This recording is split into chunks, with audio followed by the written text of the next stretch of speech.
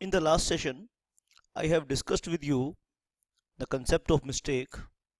दोस्तों, आज आज के सेशन में सेक्शन 20, 21 और 22 को हम पढ़ेंगे। ये तीनों ही सेक्शंस मिस्टेक के सेक्शंस हैं। आइए, बहुत ध्यान से आपने पढ़ना है।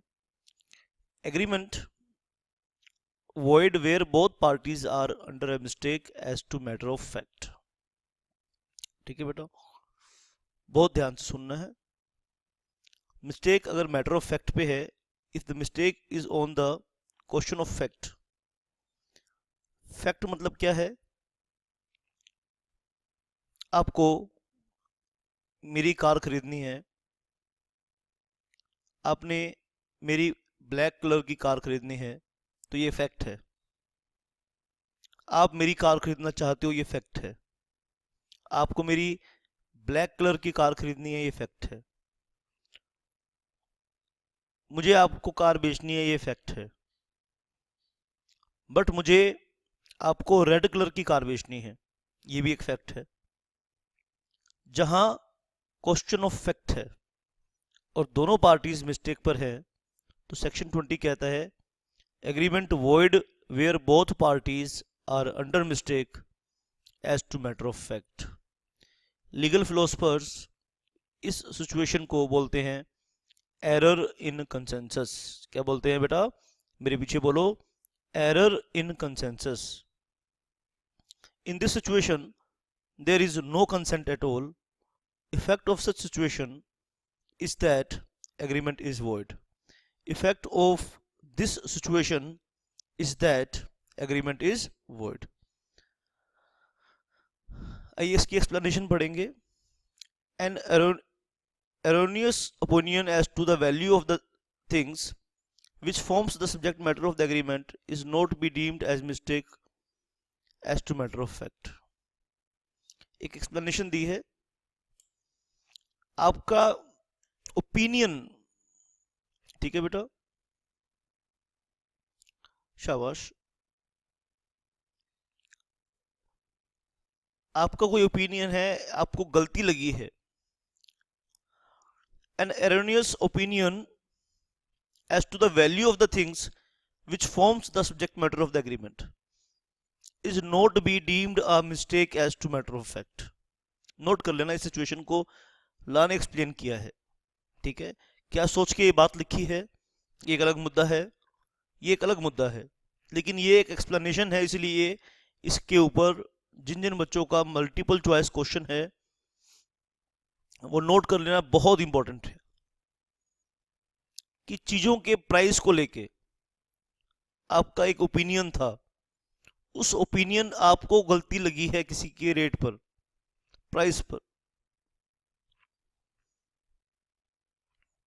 एक बार की बात बताता हूं बेटा मैं। एक बार जब हम स्कूल लाइफ में थे, तो मेरे फादर ने मुझे दिल्ली भेजा। दिल्ली में एक डियर पार्क है, साउथ दिल्ली में। अब बेटा हम लड़के थे, हमें पता नहीं था लाइफ के बारे में, तो मैं अपने दोस्तों को भी, 4-5 दोस्तों को भी साथ ले गया अपने साथ। चलो भाई, एक कुरियर भेजना है और वो कुरियर दिल्ली से होगा। तो दिल्ली के पास सोनीपत में एक छोटे से टाउन में हम रहते थे उसमें। तो मैं दिल्ली चला गया और वहाँ पे डियर पार्क में हम लड़के थे, सारा दिन घूमते रहे इधर उधर। तो दोपहर को बहुत भूख लगी और वहाँ पे एक हट सी थी, हट, वो छोटा सा ढाबा टाइप था, और हम उस ढाबे में खाना खाने लगे। ठीक है, तो जब हम सब खाना खा चुके थे, वो बिल देख के हमारे होश उड़ गए। उसका जो बिल था वो बड़ा मतलब होश उड़ा दिए हमारे। तो अब उस जमाने में वो एक एक्चुअली 5 स्टार होटल का एक काउंटर था। हमें इस बात का पता नहीं था कि एक 5 स्टार होटल का काउंटर है ये। हमने खाना मंगाया, खाना वाकई में बहुत अच्छा था, लाजवाब खाना। और हम सब भूखे लड़के, हाँ बेटा, सुबह के घर से निकले हुए, अर्ली इन द मॉर्निंग, दोपहर को। बेटा हमारे तो वहाँ पे होश उड़ गए खाना खा देख के, रेट देख कर।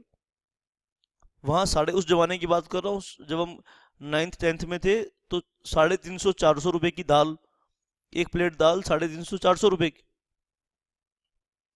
तो हमारी जेब में, हम सब के पास जितने पैसे थे, हमने सब पैसे मिला के देखा कि we can't afford to buy a dal at that restaurant. हम तो एक दाल भी नहीं खरीद पा रहे थे, स्कूल डेज की बात बता रहा हूँ।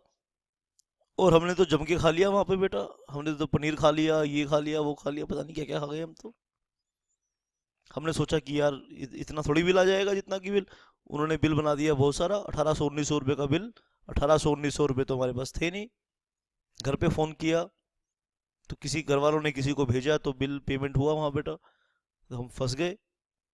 अब हमारा ओपिनियन ये था कि यहाँ खाना इतना महंगा नहीं हो सकता। भाई आपके ओपिनियन पे एग्रीमेंट वॉइड नहीं होगा, बोलो बात समझ में आई कि नहीं। ये एग्जाम्पल मैंने दिया है इस एक्सप्लेनेशन पर। A contract is not voidable because it was caused by a mistake as to any law in force in India। भाई इंडियन लॉ पे आप कोई भी मिस्टेक करोगे तो वो इफेक्ट उसकी वैलिडिटी पर, मिस्टेक है, इस बात को समझो बेटा, इस बात को आप समझो। A contract is not voidable because it was caused by a mistake as to any law in force in India, but mistake as to law not in force in India has the same effect as of mistake of fact। ठीक है बेटा, तो mistake as to law को आपने कैसे समझना है, ध्यान से आप सुनेंगे मेरी बात बेटा। मिस्टेक एज टू लॉ को कैसे समझना है, ये मिस्टेक वाला पॉइंट बहुत लोगों को अच्छे से समझ में नहीं क्लियर होता है कंसेप्ट। ठीक है, तो मिस्टेक ऑफ लॉ को हम दो पार्ट पे पढ़ेंगे। आइए मैं आपको क्लियर करता हूं। मिस्टेक ऑफ लॉ को हम दो पार्ट पे पढ़ेंगे। मिस्टेक ऑफ लॉ या तो इंडियन है, या तो बेटा इंडियन है, या ये क्या है, फॉरेन है। इंडियन है या फॉरेन है। तो इंडियन लॉ को पर एग्रीमेंट वॉइडेबल नहीं होगा। अगर mistake as to Indian law है तो एग्रीमेंट वैलिड होगा। आपको इंडियन लॉ के बारे में पता होना चाहिए था। You can't make an excuse. अगर लॉ फॉरेन है तो सेम ट्रीटमेंट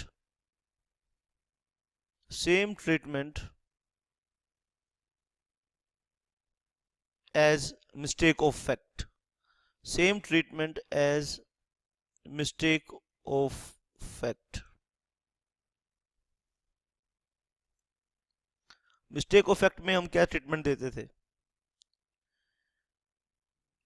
यूनिलेटरल मिस्टेक है,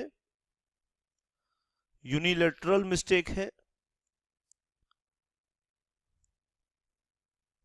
तो एग्रीमेंट वैलिड होगा, और बायलैटरल मिस्टेक है, बायलैटरल अगर जो मिस्टेक है